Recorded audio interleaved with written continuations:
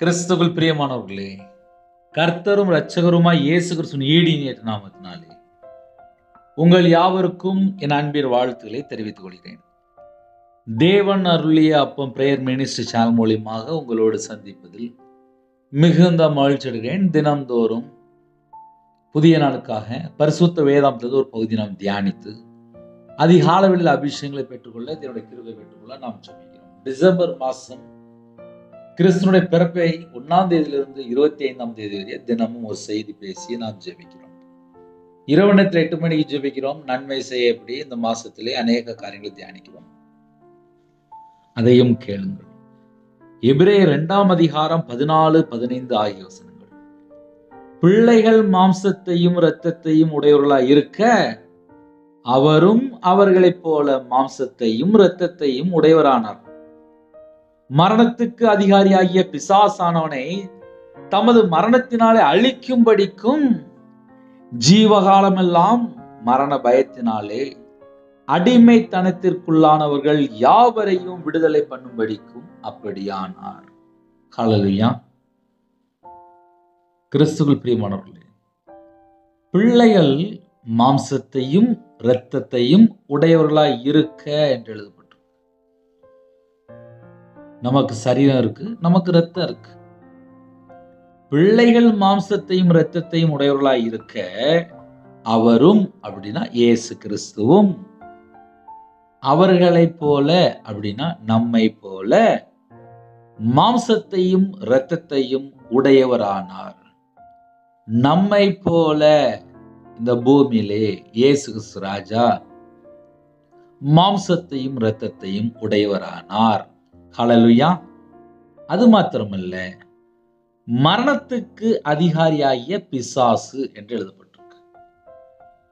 மரணத்துக்கு அதிகாரியாகிய பிசாசு. பாவத்தின் சம்பளம் மரணம்.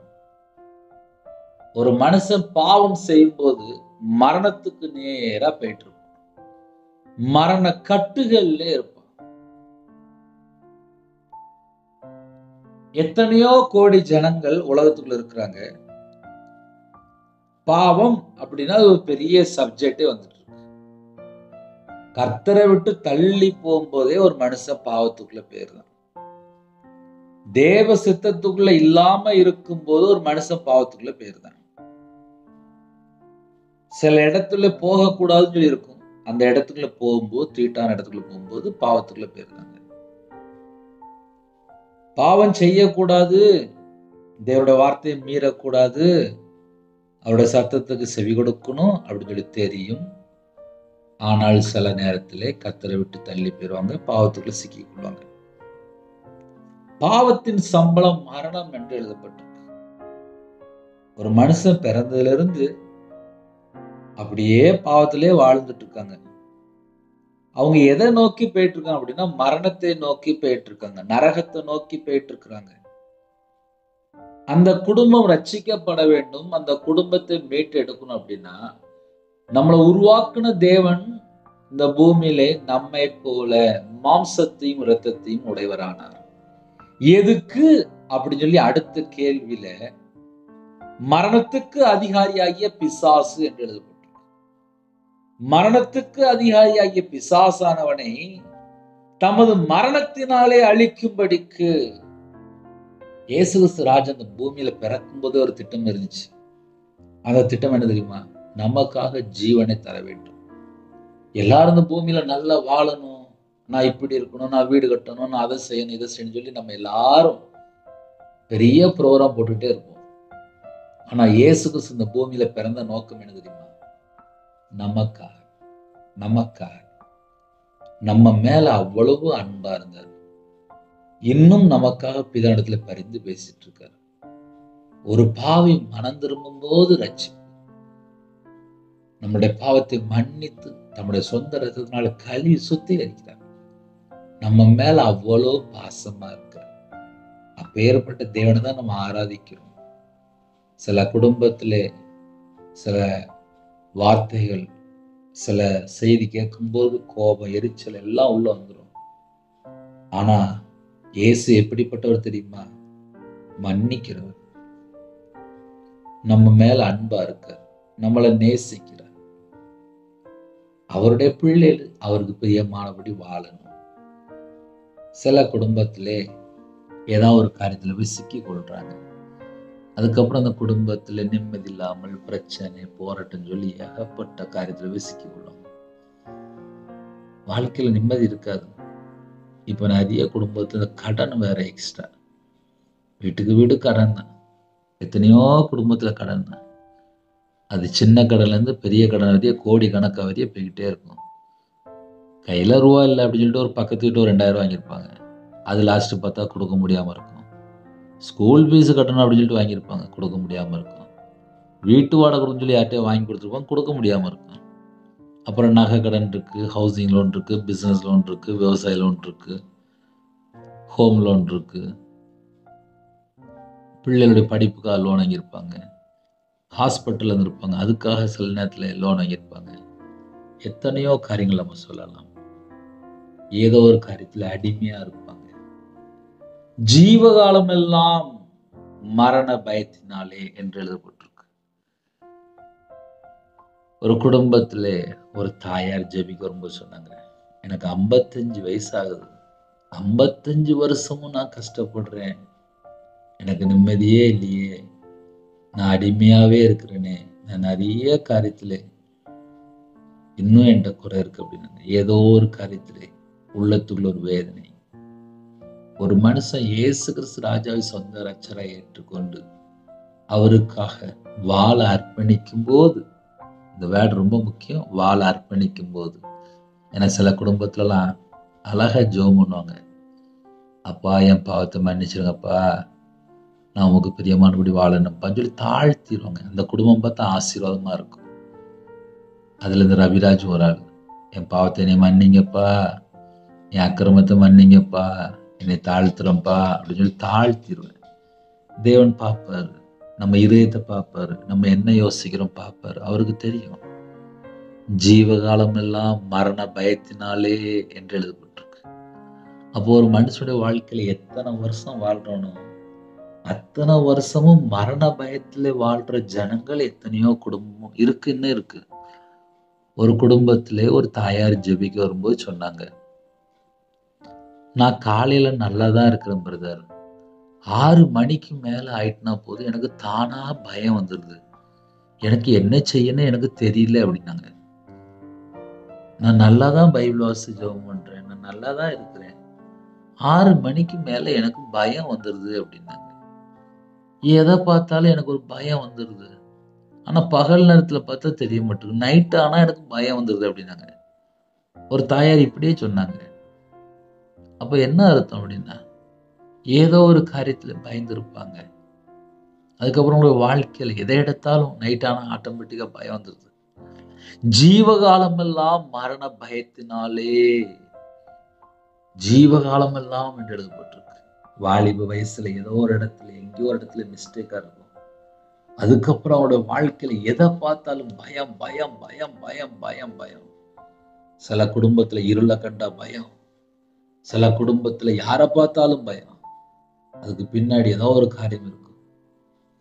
நிறைய குடும்பத்துல பயத்தோடையே வாழ்ற ஜனங்கள் உண்டு. எத்தனையோ குடும்பம் நம்ம சொல்லலாம். சில வீட்டுல எல்லாம் சில தாய்மார்கள் பல காரியத்திலே பயந்ததுனாலே அவங்களோட வாழ்க்கையில சமாதானமே இருக்காது, நிம்மதியே இருக்காது.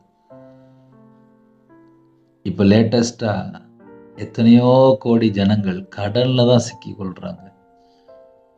1ஆம் தேதி ஆனா ஒரு இஎம்ஐ, 5ஆம் தேதி ஆனா ஒரு ஆளுக்கு பணம் கொடுக்கணும்.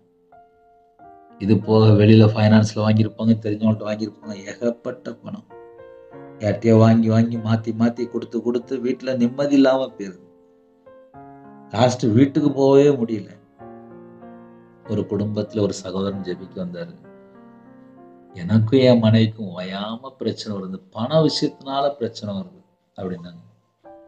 வீட்டுல ஒருமனப்பட்ட ஆவி இருக்கணும், அப்பதான் சமாதானமா இருக்கும். ஜீவகாலம் எல்லாம் மரண பயத்தினாலே அடிமை என்று எழுதப்பட்டிருக்கு. நிறைய குடும்பத்துல மரண பயத்துல அடிமையில வாழ்ந்துட்டு இருப்பாங்க. அவங்களுக்கு தெரியும் இந்த பாவம் என் வாழ்க்கையில தொடருது, இந்த பிரச்சனை என் வாழ்க்கையில தொடருது, இந்த பாவத்தை நான் விட முடியலையே, ஐயோ அப்படின்னு சொல்லி புலம்புவாங்க. அவங்களுக்கு தெரியும். ஏன்னா சில குடும்பத்திலே இந்த பாவம் பண்ணக்கூடாது, இந்த தப்பு பண்ணக்கூடாது, இந்த இடத்துல நான் நிற்கக்கூடாது, அவங்களுக்கு தெரியும். ஜீவகாலம் எல்லாம் மரண பயத்தினாலே அடிமைத்தனத்திற்குள்ளானவர்கள் யாவரையும் என்று எழுதப்பட்டிருக்கு. எல்லாரையும், அடிமைத்தனத்தில் இருக்க எல்லா ஜனங்களையும் விடுதலை பண்ணும்படிக்கு அப்படியானார். நம்மளை விடுதலை செய்ய வேண்டும் என்றால் அவர் நமக்காக ஜீவனை கொடுக்க வந்தார். கிறிஸ்துனுடைய பிறப்பை நாம் தியானிக்கிறோம். நம்ம நல்லா இருக்கணும், நம்ம ஆரோக்கியமா இருக்கணும், நம்ம சந்தோஷமா இருக்கணும் அப்படின்னு சொல்லி நமக்காக தேவகுமாரன் அந்த பூமியிலே மனுஷகுமாரனாக வெளிப்பட்டார். உலகத்தின் பாவத்தை சுமந்து தீர்க்கிற தேவ ஆட்டுக்குட்டியாக வெளிப்பட்டார். இருளில் இருக்க ஜனங்களுக்கு பெரிய வெளிச்சத்தை கொண்டு வந்தார்.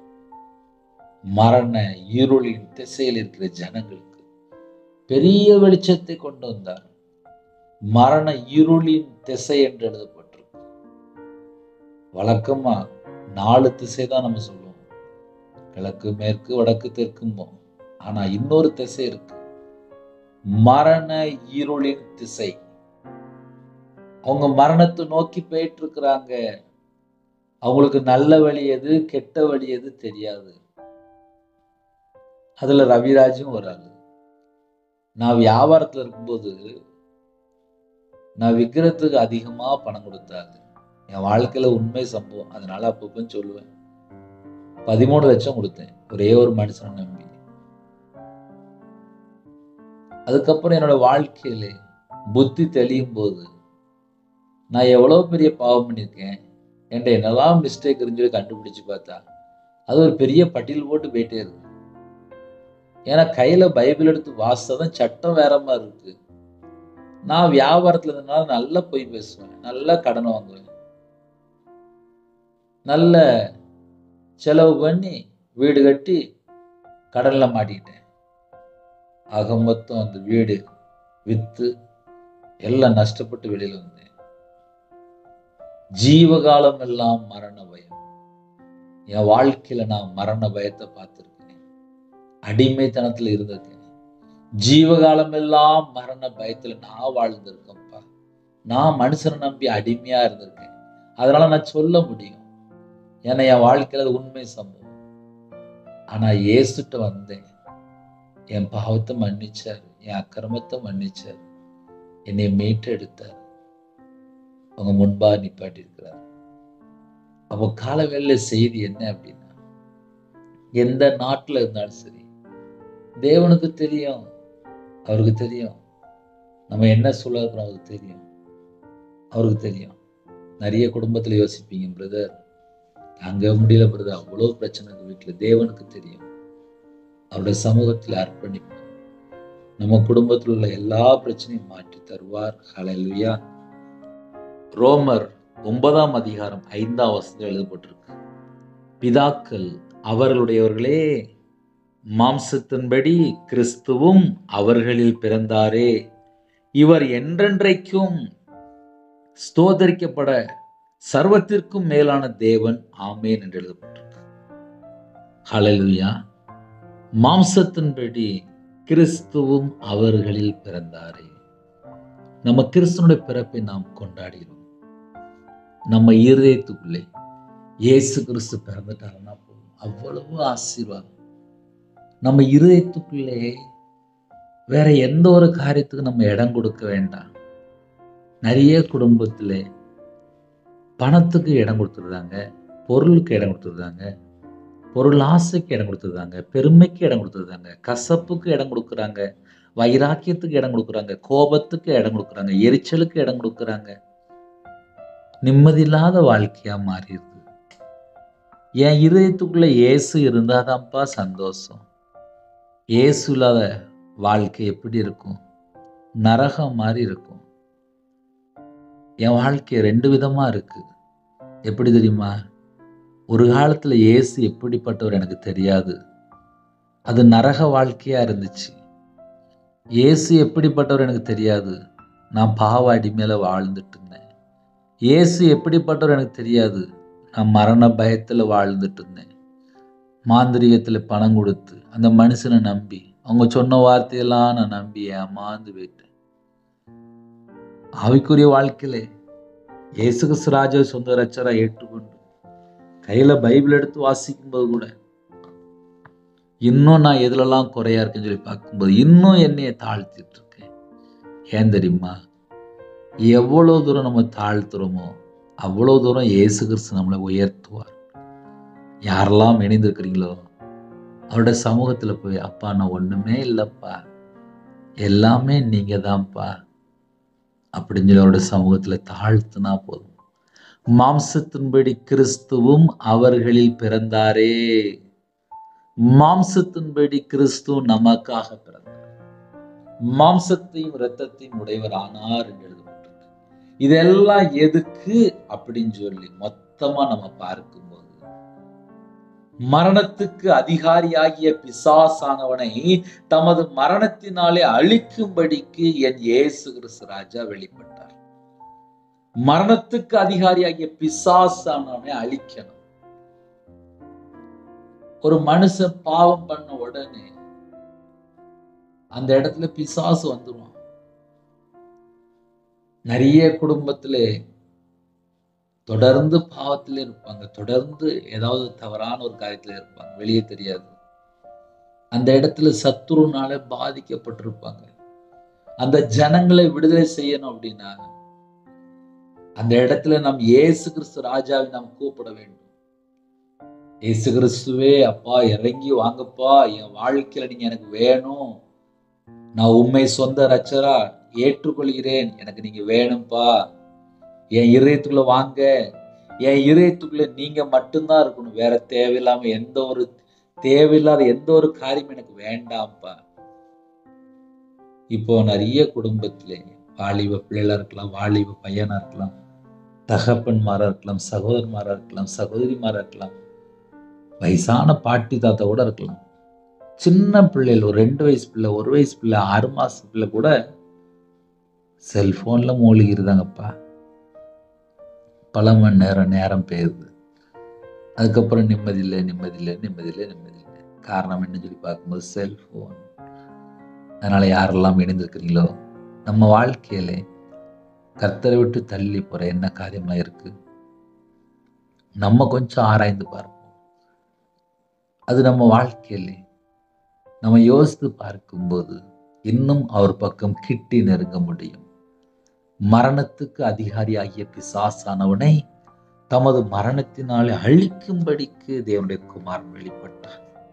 அப்ப நம்ம வாழ்க்கையிலே ஆசீர்வாதத்தை பெற்றுக்கொள்ளணும் அப்படின்னா நம்ம வாழ்க்கையில ஏதாவது கர்த்தரை விட்டு தள்ளி போற காரியம் இருக்கா அப்படின்னு சொல்லி நம்ம செக் பண்ணி பார்க்கணும். ஏன்னா நிறைய குடும்பத்துல இணைந்திருக்கிறீங்க. நான் எப்போதுமே சொல்லுவேன், ஆவிக்குரிய பிள்ளைகள் தேவனோடு கனெக்ட்ல இருக்கணும். உங்க இதயத்துக்குள்ள பரிசுத்த ஆவியானவர் இருக்கணும். கர்த்தருடைய வார்த்தை இருக்கணும். அவர் இரத்தத்தினால கழுவப்பட்டிருக்கணும். ரட்சிக்கப்பட்ட அனுபவத்துக்குள்ள வரணும். தேவனுக்கு பிரியமானபடி வாழணும். ஏதோ ஒரு இடத்துல நம்மளுடைய வாழ்க்கையில குறை இருக்கும்போது அந்த இடத்துலதான் பிசாசு உள்ள வாரான். நான் ரட்சிக்கப்பட்டதுக்கு அப்புறம் கையில பைபிள் எடுத்து வாசித்ததுக்கு அப்புறம் சத்துரு எப்படி உள்ள வாரான், எப்படி பிசாசு உள்ள வாரான், இடம் கொடுத்தா உள்ள வாரான். நம்ம வாழ்க்கையில தேவனுடைய வார்த்தைக்கு நம்ம கீழ்ப்படிந்து பிசாசுக்கு எதிர்த்து நிற்கணும் என்று வேதம் சொல்லிருக்கு. தேவனுடைய வார்த்தைக்கு நம்ம எப்போ கீழ்ப்படிறோமோ அப்பதான் நம்ம குடும்பம் ஆசீர்வாதம். அதனால இணைந்திருக்கிற எல்லா குடும்பத்துக்கும் ஒரே செய்திதான், நம்மை போல மாம்சத்தையும் இரத்தத்தையும் உடையவர் ஆனார். எதுக்கு அப்படின்னு சொல்லி பார்க்கும்போது மரணத்துக்கு அதிகாரியாகிய பிசாசானவனை தமது மரணத்தினாலே அழிக்கும்படிக்கு என்று எழுதப்பட்டிருக்கு. மரணத்துக்கு அதிகாரியாகிய பிசாசானவனை அழிக்கும்படிக்கு என் இயேசு கிறிஸ்து ராஜா வெளிப்பட்டார். அடுத்தாப்புல ஒரு முக்கியமான ஒரு பாயிண்ட் இருக்கு. ஜீவகாலம் எல்லாம் மரண பயம். நிறைய குடும்பத்துல இந்த மரண பயத்துக்குள்ளதான்ப்பா இருக்கிறாங்க. எவ்வளவுதான் ஜெபம் பண்ணாலும் சில குடும்பத்துல பயம் போக மாட்டேங்குது. ஏன்னா சின்ன வயசுல இருந்து பயந்து பயந்தே பழகிட்டாங்க. அவங்களுக்கு நிம்மதியே இருக்காது. எதை எடுத்தாலும் பயம், எதை யோசித்தாலும் பயம். மரண பயம், நார்மல் பயம் இல்ல, மரண பயம்.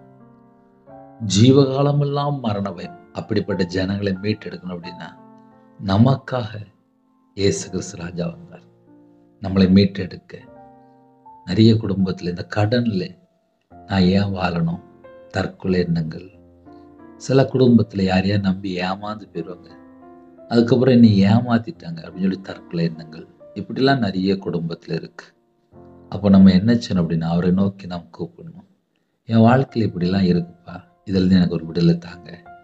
அப்படி நம்ம கேட்கும்போது கண்டிப்பாக நமக்கு விடுதலை செய்வார். ஜீவகாலம் எல்லாம் மரண பயத்தில் இருக்கிற ஜனங்களை மீட்டு எடுக்க தான் அவர் வெளிப்பட்டார். விடுதலை பண்ணும்படிக்கு அப்படி ஆனார் என்று எழுதப்பட்டிருக்கு. ஹல்லேலூயா. அதனால இணைந்திருக்கிற எல்லா குடும்பமும் அவருடைய சமூகத்திலே தாழ்த்துவோம். நம்ம குடும்பத்தை ஆசிரியப்பார். கண்களை மூடி நாம் ஜெபம் செய்வோம். கிருபை மகிமை அந்த பரிசுத்தமுள்ள நல்ல தகப்பனே, உம்மை நன்றியோடு துதிக்கிறோம், சுதிக்கிறோம்ப்பா. உங்க நாமம் மகிமைப்படட்டும். இந்த புதிய நாளிலும் ஜெபிக்கிற எல்லா குடும்பத்தையும் கர்த்தருடைய கரத்தில் அர்ப்பணிக்கிறோம். உமக்கு பிரியமானபடி நாங்கள் வாழணும். எங்க வாழ்க்கை கர்த்தர் கூட இருக்கணும். அதுதான் ஒரு பெஸ்டான வாழ்க்கை. எங்க கூட நீங்க இருங்கப்பா. இந்த நாளை எங்களுக்கு ஆசீர்வதித்தாங்க. ஜெப அபிஷேகம் தாங்க, தியானிக்கிற அபிஷேகம் தாங்க, துதிக்கிற அபிஷேகம் தாங்க. ஒருமனப்பட்டு ஜெபிக்க கிருபை தாங்க. உம்முடைய சமூகத்துல காத்திருக்க கிருபை தாங்க. ஆவிக்குரிய 9 கனிகளினாலும் ஆவிக்குரிய 9 வரனாலும் நிரப்புங்க. எல்லா குடும்பத்தையும் ஆசீர்வதிங்க. சிறு பிள்ளைகள் முதல் கொண்டு முதியோர் வரை எல்லா குடும்பத்தையும் கர்த்தர் ஆசீர்வதிங்க. அவங்களுடைய அப்பத்தையும் தண்ணீரை ஆசீர்வதிங்க. அவங்களுடைய வாழ்க்கையில என்ன தேவை இருக்கோ எல்லா தேவைகளெல்லாம் தந்து ஆசீர்வதிங்க. இந்த நாளிலும் ஜெபிக்கிற எல்லா குடும்பத்தையும் கர்த்தர் பொறுப்படுத்துங்க. உமக்கு பிரியமானபடி நாங்கள் வாழணும்ப்பா. எங்க வாழ்க்கையில என்னென்ன குறை இருக்கோ அந்த குறைகளை மன்னிச்சிருங்க. நாங்க உமக்கு பிரியமானபடி வாழ்ந்தா போதும்ப்பா.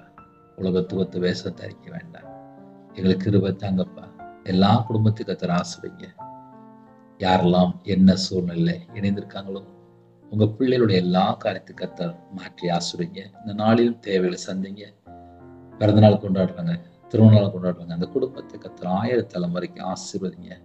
கற்பத்தினிக்கா ஜெபிக்கிறாங்க, மாசமா இருக்காங்க, தாய்மொழியமா ஜெபிக்கிறாங்க, டெலிவரி போடுறாங்க, சில குடும்பத்துல திருமண தேவைக்கா ஜெபிக்கிறாங்க. எல்லா தடையெல்லாம் நீக்கி சகல குடும்பத்தை கர்த்தர் ஆசீர்வதிங்க. பிள்ளையோட வாழ்க்கையில திருமணம் முடிந்ததுக்கு அப்புறம் நிம்மதி இல்லப்பா. நிறைய குடும்பத்துல பல குழப்பங்கள். அந்த குடும்பத்துக்கு சமாதானத்தை கட்டுடுங்க, ஆசீர்வாதத்தை கட்டுடுங்க. பாவ அடிமையில வாழிற ஜனங்களை கர்த்தர் மீட்டெடுங்க, ரட்சிக்கப்படணும் கர்த்தர் கிருபை செய்யுங்க. மிஷினரிமார் சில குடும்பத்திலே வேற வேற இடத்துல இருக்கிறாங்கப்பா. பரிசுத்தவான் இணைந்திருக்காங்க. அவங்களுடைய தேவைகள் எல்லாம் இந்த மாசி சதி ராஜா எத்தனையோ குடும்பத்துல இணைந்திருக்காங்க. அவங்களுடைய எல்லா காரியத்தையும் கர்த்தர் மாற்றி ஆசீர்வதிங்க. எந்த குடும்பத்துல அர்ப்பணிச்சாங்களோ எல்லா குடும்பமும் கர்த்தராகிய நாமத்தினால ஆசீர்வதிக்கப்படட்டும். இந்த நாளிலும் உமக்கு பிரியமானபடி நாங்க வாழணும்ப்பா. அந்த கிருபை எங்களுக்கு தாங்க. தேவ சித்தத்துக்குள்ள நாங்க இருக்கணும். தேவ சித்தம் செய்ய எங்களுக்கு கிருபை தாங்க. தேவனுக்கு பிரியமானபடி வாழ கிருபை தாங்க. நன்மை செய்ய, நற்கிரியை செய்ய, தான தர்மம் செய்ய கிருபை தாங்க. சுயம் சாகட்டும், 4 வார்த்தை சாகட்டும், ஜென்ம கிரியை அழிக்கப்படட்டும், மாம்ச கிரியை அழிக்கப்படட்டும். இயேசு கிறிஸ்து ரத்தத்தினாலே நாமத்தை சுட்டு எரிக்கப்படட்டும். பிதா குமாரன் பரிசுத்த நாமத்துல முத்திரை போடுங்க. எல்லா குடும்பத்தையும் ஆசீர்வதிங்க. ஜெபிக்கிற எல்லா குடும்ப தேவைகள் எல்லாம் சந்திக்கப்படட்டும். கடன் பிரச்சனை, குடும்ப பிரச்சனை, வாழ்க்கையில என்னென்ன பிரச்சனை எல்லாவற்றையும் கர்த்தர் மாற்றி ஆசீர்வதிங்க. பலனிகளை திறந்து ஆசீர்வதிங்க. பண்டகசாலை திறந்து ஆசீர்வதிங்க. எல்லா குடும்பமும் ஆசீர்வதிக்கப்படும், செழிப்பா மாறட்டும். கர்த்தருடைய ஆசீர்வாதம் ஐஸ்வர்யத்தை தரும், அதனோடு வேதனை கூட்டார் என்று வேதம் சொல்கிறது. உங்க பிள்ளையோட வாழ்க்கையில ஆசீர்வதிங்க. உண்மையுள்ள மனுஷன் பரிபூர்ணமான ஆசீர்வாதத்தை பெறுவான். கர்த்தரை நம்புகிறவன செழிப்பான். உங்க பிள்ளைகள் செழிப்பா மாறட்டும். கிருபை தாங்க. ஜெபிக்கிற குடும்பத்தோட தேவைகள் எல்லாம் சந்திப்பட்டு கிறிஸ்துவுக்குள் ஆவிக்குரிய உணவுல சகல விதமான ஆசீர்வாதம் உங்க பிள்ளைகளை திருப்தியா நிரப்பி ஆசீர்வதிங்க. பலனிகளை திறந்து ஆசீர்வதிங்க. பண்டகசாலை திறந்து ஆசீர்வதிங்க. எல்லா குடும்பமும் ஆசீர்வதிக்கப்படட்டும். வாட்ச்மேன் ஜெபிக்கிறாங்க, செக்யூரிட்டி ஜெபிக்கிறாங்க, போலீஸ் ஆபீஸ் ஜெபிக்கிறாங்க, ஆர்மியில ஜெபிக்கிறாங்க, அதிகாரிகள் ஜெபிக்கிறாங்க, தலைவர் ஜெபிக்கிறாங்க, டீச்சர் ஜெபிக்கிறாங்க. சில குடும்பத்துல ஆபீஸ்ல வேலை பார்க்கறாங்க. சில குடும்பத்திலே காலவேளையில் விவசாயத்துக்கு போகிறாங்க, வியாபாரத்துக்கு போகிறாங்க, கம்பெனிக்கு போகிறாங்க, போட் தொழில் போகிறாங்க. சில குடும்பத்திலே பஸ்ஸில் போகிறாங்க, காரில் போகிறாங்க, ட்ரெயினில் போகிறாங்க, ஃப்ளைட்டில் போகிறாங்க, டிரைவிங் லைனில் இருக்காங்க. படிக்கிற பிள்ளைகள் ஜெபினா, சிறு பிள்ளைகள் முதல் கொண்டு முதியோர்கள் யாரெல்லாம் வெளியில் போகிறாங்களோ எல்லா குடும்பத்தையும் கர்த்தர் ஆசீர்வதிங்க. காலவேளையிலே மன அழுத்தத்தில் வேதனையோடு துக்கத்தோடு நிந்தையோடு இருக்கிற குடும்பத்தை கர்த்தர் சந்திங்க. நிறைய குடும்பத்தில் தேவையில்லாத ஃப்ரெண்ட்ஷிப்பு, தேவையில்லாத செல்ஃபோன் கேம், தேவையில்லாத நபரோடு பேசுறது எல்லா கிரியிலும் அழிக்கப்படட்டும். கர்த்தர் கூட இருங்க, பாதுகாத்துக்கொள்ளுங்க. படிக்கிற பிள்ளைகள் ஃபர்ஸ்ட் ரேங்க் எடுக்கிறது கிருபை செய்யுங்க. ஹாஸ்பிட்டலில் இருக்கிற அவசர சிகிச்சையில் யாரெல்லாம் இருக்கிறாங்களோ அந்த குடும்பத்தை கர்த்தர் சந்திங்க. உங்களுடைய தலைமுள்ள கருத்துக்களை தொட்டு சுகமாக்கித்தாங்க. உங்கள் நாம மகிமைப்படட்டும். எல்லா குடும்பத்தையும் கர்த்தர் கொடுங்க ஆசைங்க. உமக்கு பிரியமானபடி நாங்கள் வாழணும். எங்களுடைய குறைகள் எல்லாம் மன்னிச்சிருங்கப்பா, மன்னிச்சிருங்க. உமக்கு பிரியமானபடி நாங்கள் வாழணும். யாரெல்லாம் இணைந்திருந்தாங்களோ அந்த குடும்பத்துடைய எல்லா காரியத்துக்கு கொடுத்து ஆசைங்க. இந்த நாளில் வெளிநாட்டில் இருக்கிறாங்க, அந்த குடும்பத்துடைய தேவைகள் எல்லாம் சந்திக்கப்படட்டும். அந்த குடும்பம் ரட்சிக்கப்படணும், ஆலயத்தில் நாட்டப்படணும், சந்தோஷமா மன மகிழ்ச்சியாக கிருபை தாங்க. வேற வேற தேசத்தில் இருக்கிறாங்க, எல்லா குடும்பத்தையும் கர்த்தர் பாதுகாத்துக்கொள்ளுங்க. காலவேளையில் யாரெல்லாம் தங்களை தாழ்த்தணும் அந்த குடும்பம் இயேசு கிறிஸ்து ரத்தத்தினால, இயேசு கிறிஸ்து நாமத்தினால் ஆசீர்வதிக்கப்படட்டும். உமக்கு பிரியமானபடி வாழ எங்களை தாழ்த்த முடியும். எல்லா தேச ஜனங்களையும் கர்த்தர் பொறுப்படுத்துங்க. இந்த நாளில் யாரெல்லாம் உள்ளத்திலே பாரத்தோடு வேதனையோடு இருக்காங்களோ அவங்களுடைய தேவையில எல்லாம் கர்த்தர் சந்திக்கணும்ப்பா. உமக்கு பிரியமானபடி வாழ அர்ப்பணிக்கணும். எத்தனையோ தேசத்துக்குள்ள இணைந்திருக்காங்க. தேவனர்லி அப்போ பிரேயர் மினிஸ்டர் மூலியமா இணைந்திருக்க எல்லா குடும்பத்தையும் கர்த்தர் பொறுப்படுத்துங்க. இந்த மாசத்துடைய எல்லா தேவையிலும் கர்த்தர் சந்திங்க. கிறிஸ்துமஸ் அன்னைக்கு அப்பா எல்லாரும் புது ட்ரெஸ் போட்டுக்கணும். சில குடும்பத்துல சாட்சி சொல்லிட்டு இருக்காங்கப்பா, அந்த குடும்பத்துக்கு அஸ்தோத்திரம். இன்னுமாக சில குடும்பத்திலே ஹோம்ல இருக்காங்க, முதியோர்கள் இருக்காங்க, ஹாஸ்டல்ல இருக்காங்க. உங்க பிள்ளைகளோட கர்த்தர் கூட இருங்கப்பா. இந்த நாளில் எங்களோட நீங்க கூட இருக்கணும்ப்பா. யாரெல்லாம் ஜெபிக்கணும் அவங்களோட வாழ்க்கையில அற்புத அதிசயம்லாம் நடக்கட்டும்ப்பா. பரிபூர்ணமான சுகம், தீர்காயுசு, ஆரோக்கியம் தாங்கப்பா. உங்க கரத்துல அப்படிங்கிற எல்லா குடும்பத்துக்கும் கர்த்தர் பொறுப்படுத்துங்க. துதிகான மகிமை எல்லாமும் ஒருவருக்கே செலுத்தணும். இயேசு கிறிஸ்து பிதாவே, ஆமென். தேவனுக்கு மகிழ்ந்ததாக கர்த்தர் தாமே உங்களை உங்கள் குடும்பத்தின் சகல காத்தில் சம்பூர்ணமாக திருப்தியாக கர்த்தர் நிரப்பி ஆசீர்வதிப்பாராக, ஆமென். கர்த்தராகிய இயேசு கிறிஸ்து கிருபையும் பிதாவாகிய அன்பும் பரிசுத்தரோட ஐக்கியம் இப்பொழுதும் எப்பொழுதும் சதா காலங்களிலும் நம் அனைவரும் கொடுப்பதாக, ஆமென். கிறிஸ்து பிரியமானவர்களே, 9363064182 நம்பர் கொண்டால் நாங்கள் உங்களுக்காக குடும்பத்துக்காக ஜெபிப்போம். நீங்களும் எங்களுடைய ஊழியக்காரத்துடன் ஜெபித்துக் கொள்ளுங்கள். கர்த்தரோட வருகையில நம்ம எல்லாரும் காணப்படுவோம். கிறிஸ்துமஸ் கொண்டாடும் போது எல்லாரும் புது ட்ரெஸ் போட்டுக்கணும். எல்லாருக்காக ஜெபித்துக் கொள்ளுங்கள். கடன் வாங்கி கொள்ளக்கூடாது. தேவன் ஆசீர்வதிக்கணும். அதனால ஜெபிங்க. எங்களுடைய ஊழியக்காரத்துடன் ஜெபித்துக் கொள்ளுங்கள். யாராவது ஜெபிக்கணும் விரும்பினால் 9363064182 நம்பர் உண்டால் நாங்கள் உங்களுக்காக குடும்பத்துக்காக ஜெபிப்போம். தொடர்ந்து இணைந்திருங்கள். கர்த்தர் உங்கள் குடும்பத்தை ஆசீர்வதிப்பார். அளவில்லாமல் அதிகமாக ஆசீர்வதிப்பார்.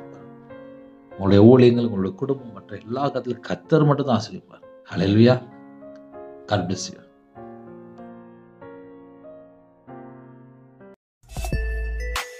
Thanks for watching. Please subscribe our channel. Click the like and share. Click the bell. God bless you.